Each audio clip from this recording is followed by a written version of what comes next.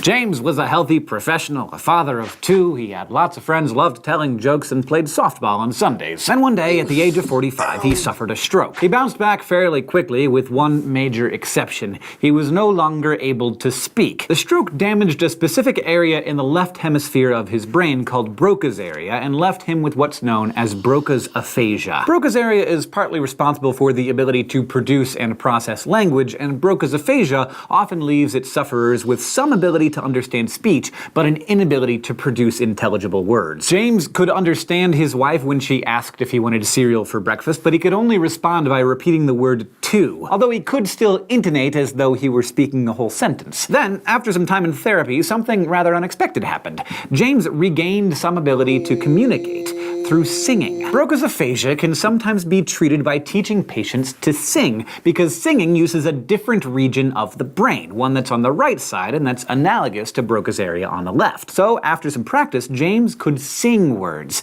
and he eventually relearned how to talk by teaching the right side of his brain to speak rather than sing. Whether it's a stroke affecting your speech, a tumor destroying your memory, a concussion affecting your aggression, or that fateful iron rod that shot straight through Phineas Gage's skull, a lot of what we know about how the brain works has come through studying injuries to it. And what we've learned so far is that even though it looks like a 1.4 kilogram lump of gray congealed oatmeal, the brain is made up of super specific areas that have super specific functions. You might actually say the same thing about your brain that's sometimes said about politics. Everything is local.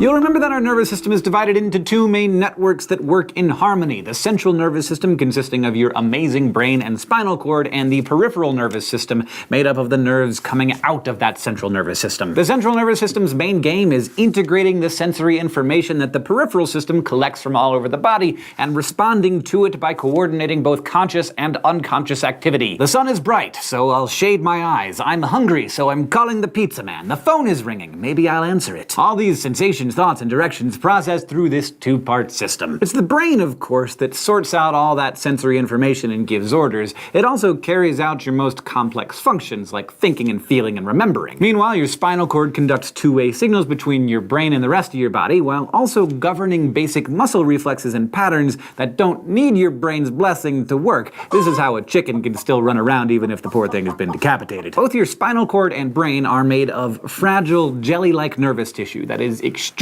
susceptible to injury. So all that goo is well protected by the bones of your vertebrae and cranium, as well as membrane layers or meninges, before being bathed in a cushy waterbed of clear cerebrospinal fluid. This fluid actually allows your brain to float somewhat in your skull, reducing its weight and letting it slosh around while you and your head are free to move. But even with all that extra protection, your brain is still vulnerable, and one thing that James's story taught us is that its vulnerabilities can be incredibly specific because your brain is divided into specialized regions that may or may not interact with each other to produce a given action. We can better understand this division of labor by looking at how the brain first develops into its main component parts. Inside a developing embryo, the central nervous system starts off as a humble little neural tube. Soon, the caudal, or lower end of the tube, stretches out, forming the spinal cord, while the cranial end begins to expand, divide, and enlarge into three primary brain vesicles, or interconnected chambers. This is kind of your proto-brain. We call these chambers the prosencephalon, the mesencephalon, and the rhombencephalon, or forebrain, midbrain, and hindbrain. By an embryo's 5th week of development, these main three chambers start morphing into 5 secondary vesicles that essentially form the roots of what will become your grown-up brain structures. The prosencephalon divides into 2 sections, the telencephalon and the diencephalon. The rhombencephalon forms into another pair called the metencephalon and the myelencephalon. And in between, the mesencephalon, thanks to evolution, remains undivided. The real action starts as these 5 secondary vesicles start developing into the major adult brain regions that you might be more familiar with: the brainstem, the cerebellum, the diencephalon, also known as the interbrain, and finally the cerebral hemispheres. But in order to go from a simple tube into that classic wrinkly icon we think of as the brain, each of these 5 vesicles grows in different ways.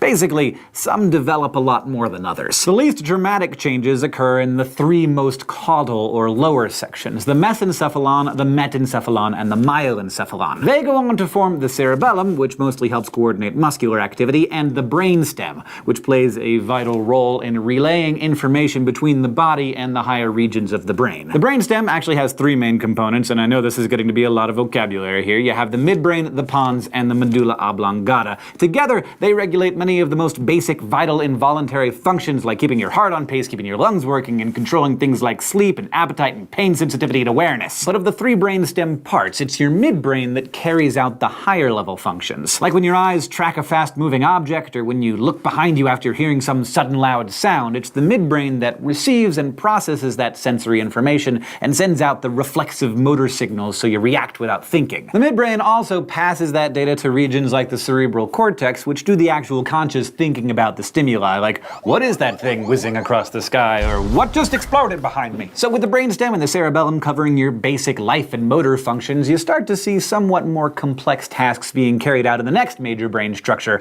the diencephalon. This is where you find the thalamus, hypothalamus, epithalamus, and the mammillary bodies, which regulate things like homeostasis, alertness, and reproductive activity. Here we also find part of the limbic system, which is a center for strong emotions, like fear. This area is sometimes called the reptilian brain because we share it with some of our less philosophical animal brethren like lizards and fish. I'm not putting these guys down, but by our standards, they don't think so much as focus on the more instinctual pursuits that are ruled by the caudal regions of the brain: eat, drink, sleep, mate, stay safe. All those things are awesome, but it wasn't until the appearance of birds and mammals that some animals' brains came to be dominated by the last of the five vesicles, the telencephalon. During your brain's growth, the telencephalon undergoes the biggest changes of all as it develops into the most brainy part of your brain, the two classic walnut-looking hemispheres we collectively call the cerebrum that cover the rest of your brain like a mushroom cap on its stalk. That's the cerebrum, not to be confused with Cerebro, which is Professor X's telepathy-enhancing device,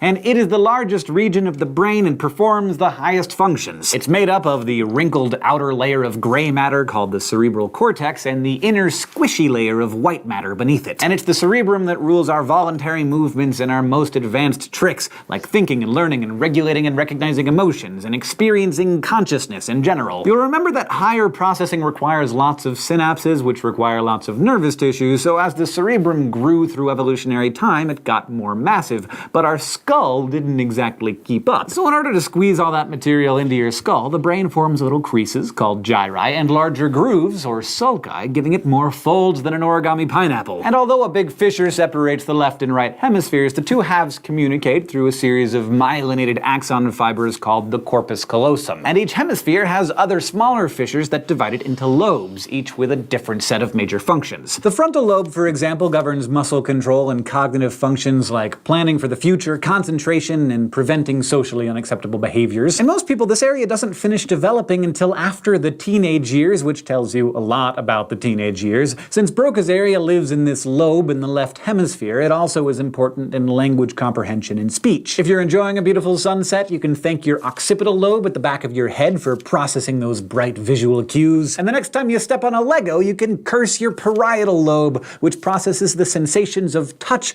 pain, and pressure. Meanwhile, the temporal lobe helps sort out auditory information, including language. It contains Wernicke's area, another important region of the brain associated with the production of written and spoken language. This part of the limbic system includes your short-term memory keeper, the hippocampus, and the emotional amygdala, which controls sexual and social behavior. So if you damage the wrong part of your temporal lobe, you may never again be able to remember what you ate for lunch, or you might suddenly become a total jerk who kicks kittens and cuts in line. We could do a whole course on the finer-grained functions and consequences of malfunction in every bit of brain in your gourd, but, well, we can't do that today. And you gotta remember that when it comes to your body, no organ or system is an island. Your brain would be pretty useless if it weren't hooked up to the outside world. That's where the peripheral nervous system comes in, which we'll be spending the next few lessons exploring. Meanwhile, you learned today about the central nervous system and how important location is to brain function. We looked at how the brain develops from an unassuming neural tube into 3 primary vesicles and then 5 secondary vesicles, and finally into our complex set